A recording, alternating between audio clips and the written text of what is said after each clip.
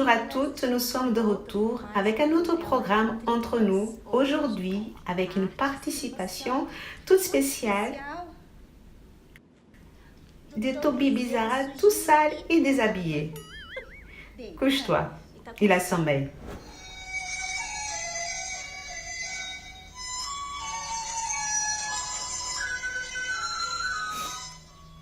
Aujourd'hui, je voudrais vous parler sur un problème que nous voyons très commun parmi les femmes et jeunes filles qui disent « Nanda, je veux Dieu. Nanda, j'ai besoin de Dieu. » On doit comprendre que Dieu n'est pas notre...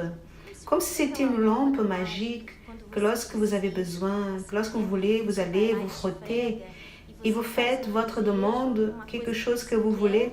Je veux nager dans une piscine d'argent. C'est pour tout de suite.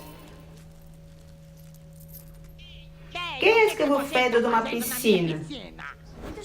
Beaucoup de personnes viennent chercher Dieu, mais en réalité, elles veulent la réponse pour leurs problèmes.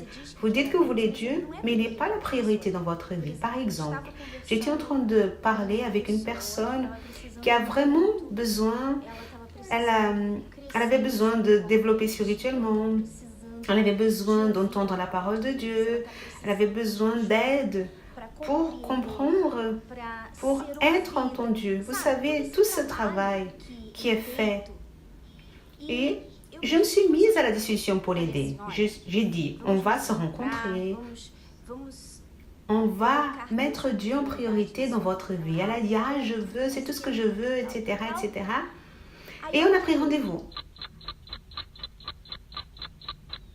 Ah, parce que est arrivé un problème avec ma fille, vous savez, les enfants petits comme on sait, mon travail, parce que je n'arrive jamais à sortir à l'heure, je fais toujours des heures supplémentaires, c'est pour cela que je n'arrive pas à aller. Et là, lorsque la bombe explose, parce que vous pouvez en être sûr, le diable va toujours tirer le tapis. Lorsque vient le problème, alors vient en train de dire « Ah, pourquoi Dieu a fait cela ?» Et là, c'est la faute de Dieu. Est-ce que cela est juste? Je demande que chacune de nous puissions nous analyser. Voyons nos vies. Dieu est en train d'être la priorité véritablement ou sûrement, il y aura des personnes qui vont envoyer leurs critiques, qui vont réclamer « Vous êtes insensible, vous ne comprenez pas. » Tant que vous continuez ainsi, Dieu n'est pas la priorité dans votre vie. Parce que lorsque Dieu est la priorité dans votre vie, rien vous empêche de le chercher. Rien vous empêche de développer, d'avoir plus de lui. Rien. Parce qu'il est la priorité. Analysez. J'ai mon travail. Mais je n'arrive jamais à aller chercher plus de Dieu, à aller faire ce que j'aimerais faire. J'aimerais. Mais cela ne veut pas dire que ce que j'aimerais soit la priorité. J'aimerais seulement parce qu'en réalité, mon travail est la priorité. Et entre nous, le travail est important. Le fils est important. Le mari. Tout est important dans notre vie. La famille est importante. Mais qui est le plus important?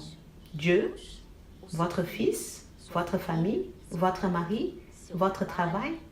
Qui est le plus important pour vous? Parce que s'il n'est pas le premier, il n'en sera pas en seconde place.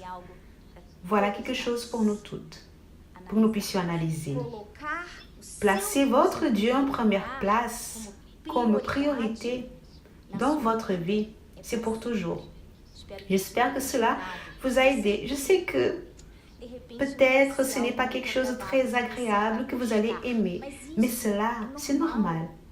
C'est lorsque le chapeau il rentre, vous savez. Je me souviens que lorsque je participais de certaines réunions, et cette personne qui était en train de parler, elle disait certaines choses, c'était pour moi, que Dieu était en train d'envoyer. Je sentais comme une flèche. Ah, vous savez, c'était une flèche, ça faisait mal.